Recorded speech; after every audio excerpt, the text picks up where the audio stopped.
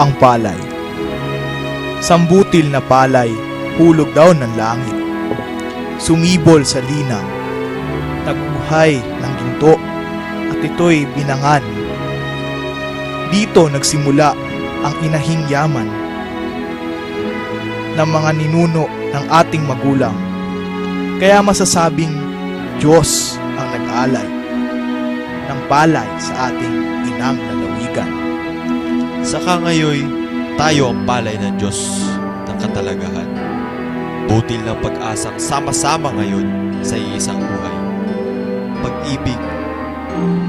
Ang ibig sabihin ay pagkakaisa't pagbabagong buhay sa gisag ng lakas, yaman ng nagsaka, buhay ng mayaman.